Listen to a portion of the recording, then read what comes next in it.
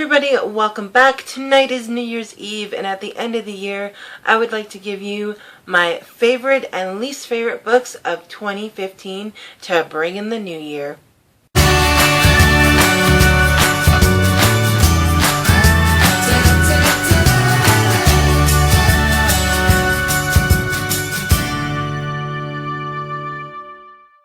So to bring in the new year, I thought I would go over my favorite and least favorite books of 2015 for you guys. These are not books that are all specifically published in 2015. These are just books that I read in 2015. Duologies, series, trilogies, and companion series will all be grouped in together in their respective order. To get things out of the way though, I will be discussing my 6 least liked books of 2015. And I chose books that I actually read and didn't like. If I DNF'd a book, I didn't include it because I couldn't give it a proper reason why I didn't like it, because it could have been a good book, I just maybe DNF'd it for content purposes, so which is why I didn't include the books I DNF'd for 2015. At number 6, we have the Taan Trilogy by L.A. Kelly. I can't believe I finished this trilogy. It was long, it was drawn out, and it was so repetitive. And you got so tired of reading it. It was almost like being preached at in a negative way, and it just bothered me and it got on my nerves.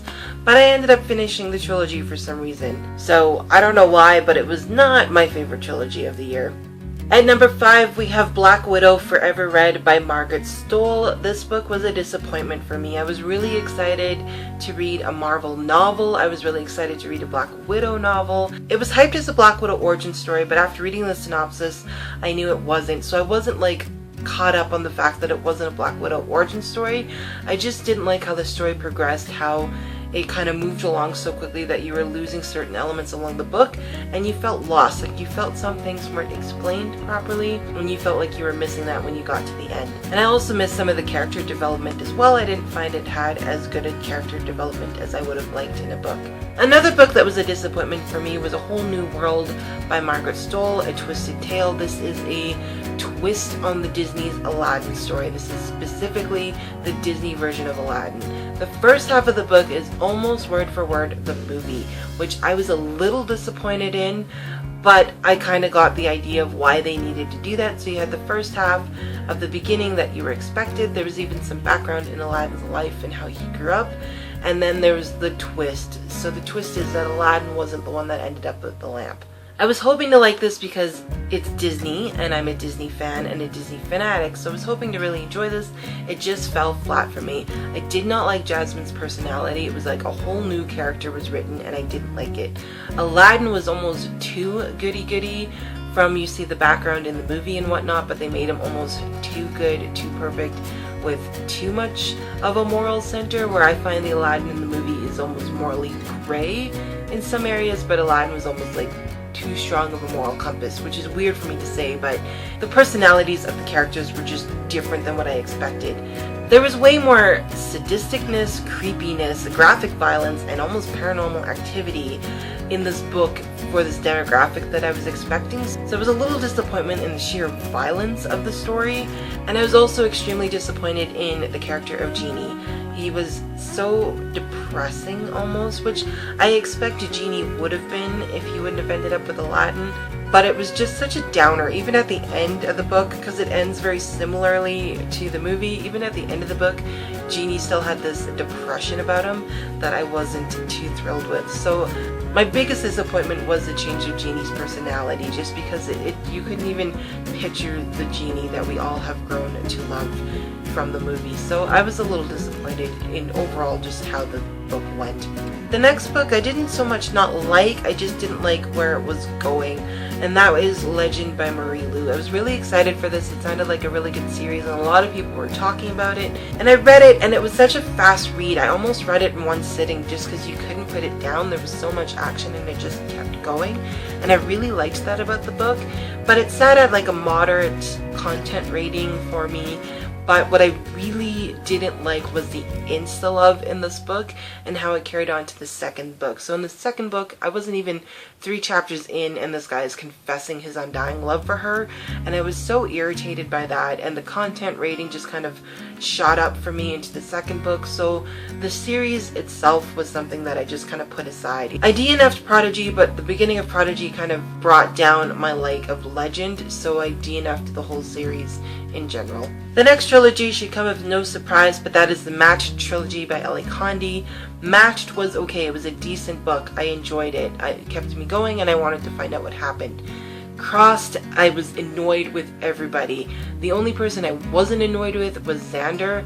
I really liked him, but everybody else I was completely annoyed with. I was so done with everybody. Casey just got so whiny, and Kai was even whinier. Like, I just didn't like the development of the characters. And then we moved on to Reach, and the same thing happened. It was slow, it was dragging, you were kind of wondering what you were still doing here, and the characters drove you to madness. And I think this whole thing would have been better had it been a duology or a really good standalone, but to drag it on in a trilogy, it just didn't work for me. Another book that was a disappointment for me was The Storm Siren by Mary Weber. I wanted to read this book so bad. I loved the cover of this book. It looked so cool, and the fantasy element, and it sounded like it was right up my alley, but it was so dark and so creepy, and it was a book trying to be edgy. Like, it was staying in that clean factor, that clean content, but at the same time trying to be edgy, if you know what I mean. So it made up its own curse word language, which I find annoying. Some people don't mind, but I find it annoying. And it just had too much innuendos and mentions of sexual content, even though it was still trying to stay clean. That bothered me. And then some of the beasts and the magic itself and the villain was just far too dark for me, so I ended up not being able to enjoy this book for those purposes. So I was really disappointed to not like Storm Siren as much as I was anticipating. And I did end up buying this from Book Outlet, and so I was kind of disappointed that I ended up investing in a book that I ended up not liking. And I was so sure I would like it, which is why I bought it. So that's what kind of added to the disappointment for me. So these are the books that I wasn't so excited about, that I didn't enjoy so much. If you have liked any of these books, these are my personal opinions, my views, and what I didn't like about the book. So if these are books that you liked, then let's chat it up. I like hearing what you did like about the books. And now I want to talk about the top 10 books or 10 series or duologies that I enjoyed in 2015. Coming in at number 10, we have a companion trilogy. It's not set or even publicized as a companion trilogy, but I kind of call it such because the characters all kind of connect. And they are First Date, Starring Me, and Right Where I Belong by Krista McGee. Krista McGee has become one of my favorite authors this year, and she is also now an auto-buy author for me. She is someone I won't borrow her books from the library, I will buy her books because I know I will love her writing and I love her stories. I just loved First Date, Starring Me, and Right Where I Belong for their practicality of incorporating a fiction, cheesy, contemporary story with some real heart and faith matters, and I loved the way Krista wrapped them all together, and the way they made it so practical and applicable to our daily lives was just fantastic. And it wasn't too preachy or cheesy or in your face. It was perfect and just what I needed to hear at certain points in my life. So I appreciate Krista's writing for those purposes. Coming in at number 9, we have the Lunar Chronicles, which features Cinder, Scarlet, Cress, and now Winter. I ended up DNFing Fairest. I did not like the content in Fairest, and Queen Lavanna just disturbed me, so I didn't want to read anything more about Queen Lavanna, so I DNF'd Fairest, but I enjoyed the rest of the series. Cinder and Cress were my favorite 2 books. Scarlet was okay. I didn't really like Scarlet and Wolf's relationship as much, and Winter was fantastic. However, I think it was too long, which is why I only gave it a 4-star, whereas Cinder and Cress got 5 stars. I love Fairytale retellings, and I love that this is so different from any other Fairytale retellings that I've read. This is science fiction with cyborgs, robots, space, being on the moon, and all that fun stuff, with a retelling of Cinderella, Little Red Riding Hood, Rapunzel, and Snow White. And I loved how she incorporated all the fairy tale elements. When I was reading Winter, I completely forgot that it was a retelling of Snow White, and so the elements of Snow White surprised me, and I liked that because you get so caught up in the ensemble of characters that you forget that they're actual retellings, and the retellings are incorporated so well.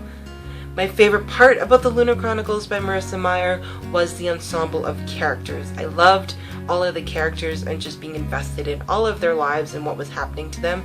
It was a fantastic group of characters. From Eco to Captain Thorn to Cinder herself.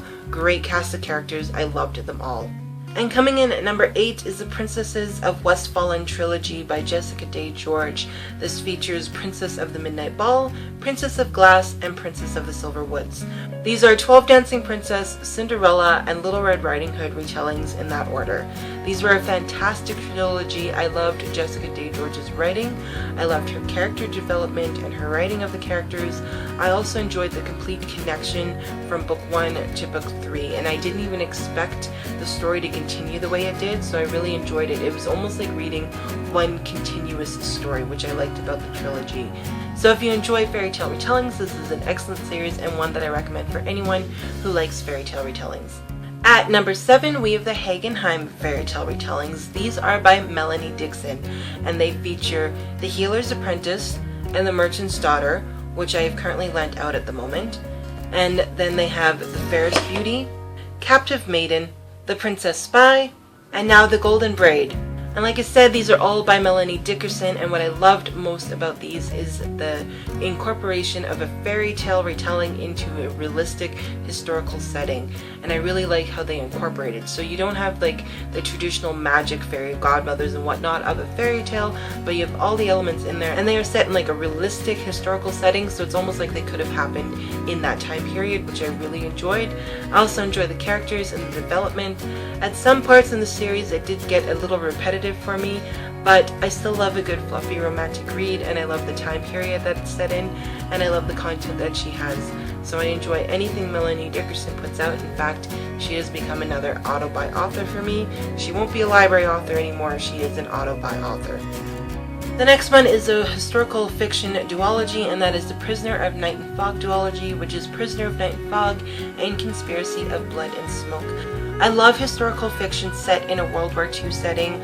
I enjoyed so many books this year with that, but I only picked 2 duologies actually that were set in that time, and this one is fantastic. I love the writing, I love the mystery, I love that you can sort of figure it out, but at the same time you want to see how the characters figure everything out, and you are invested in the characters. And that's the other thing that I like most about is the investment in the characters and your concern for their plight and their safety and everything. And it was a fantastic historical fiction read for that time setting. And this is another perspective that I like. It's from a German perspective, so it's from within Germany and what was going on inside of Germany. Gretchen Mueller is so connected to the National Socialist Party, aka the Nazi Party, and you get an inside look of what was going on within there. So I like the perspective of being within Germany, similar to The Book Thief. So you don't get the Ally Western perspective, you get the inside Germany, German, what was going on perspective, and I like that about those books.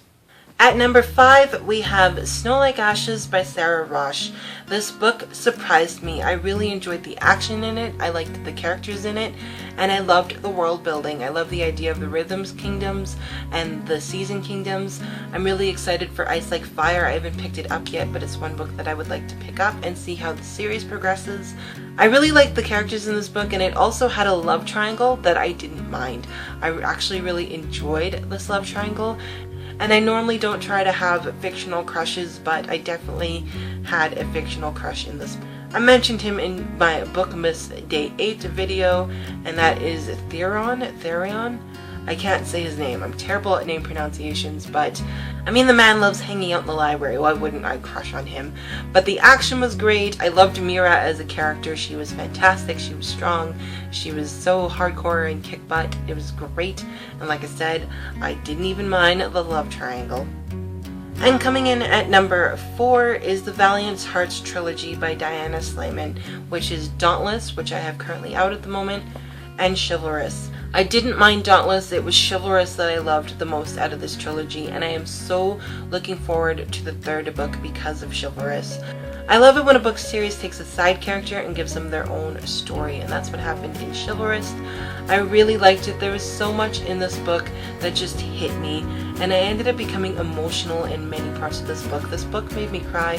I even cried just talking about parts of this book because it came at a really great time in my life, and so many of the stories were just applicable to where I was, and it was just a fantastic, great book. This is one series so far that the sequel surpassed the first book for me, and I cannot wait for the third book. It is one of my highly anticipated releases for 2016. The next trilogy should come as no surprise to anybody, and that is the Anomaly Trilogy by Kristen McGee, which features Anomaly, Luminary, and Revolutionary. This series is phenomenal. If you haven't read it yet, do so. I absolutely loved the writing. You start out in Anomaly in one world, you go to another in Luminary that you almost forget what the first story is about, and then it all wraps up so perfectly, like perfectly, in Revolutionary.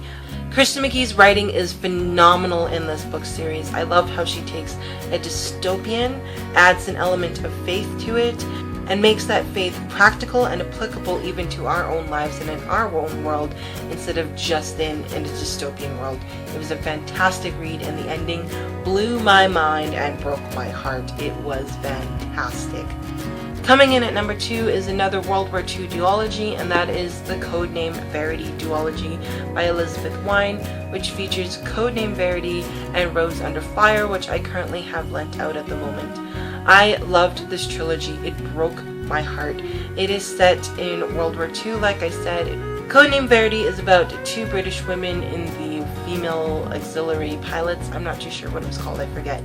But they were just beautiful friendship. I loved how this friendship was developed, and the ending just breaks your heart. It was so heart-wrenching, but it was such a beautiful ending at the same time.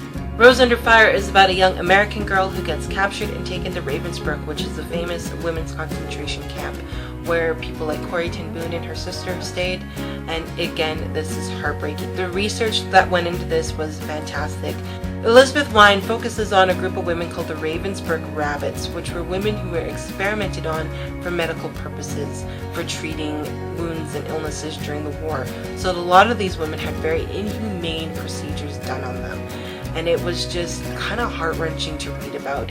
So this young American pilot ends up meeting a group of these women and some other POWs, and they kind of form this little family. And again, it is a strong book about friendship and survival, and will break your heart. You truly felt for these people because these are actual events and actual things that happened to people, so it kind of opens your eyes to those perspectives as well. Another thing I admired about Codename Verity and Rose Under Fire is that even though some of the things that just went on in any of these places in their capture of the Gestapo or in Ravensbrück were just atrocious and inhumane and just horrifying to even think about, I liked how the content in it, aside from what was going on, was still appropriate. It was nothing that kind of made me need to stop reading the book. So there was no rape, there was no sexual assault, which I appreciated, because adding that to what we're already reading about would have been something I wouldn't have been able to handle. So I did appreciate how Elizabeth Wine kept it dignified and clean, yet realistic and hard-hitting at the same time. And my number 1 book of 2015 was The Choosing by Rochelle Decker. This is one of the few books that I read in one sitting, and it is no small book. I read this on Hoopla on an ebook on my computer and read it in one night. It was so good. There was so much in it.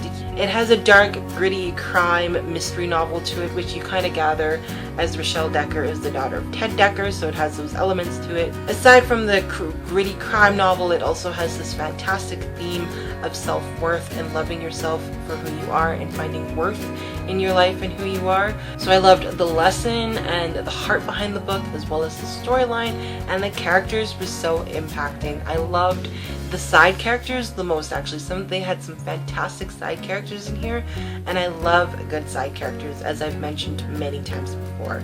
Again, The Calling, which is a sequel to The Choosing, is one of my anticipated releases of 2016. I look forward to continuing on the series and seeing what happens to Carrington and Remco. I'm so excited.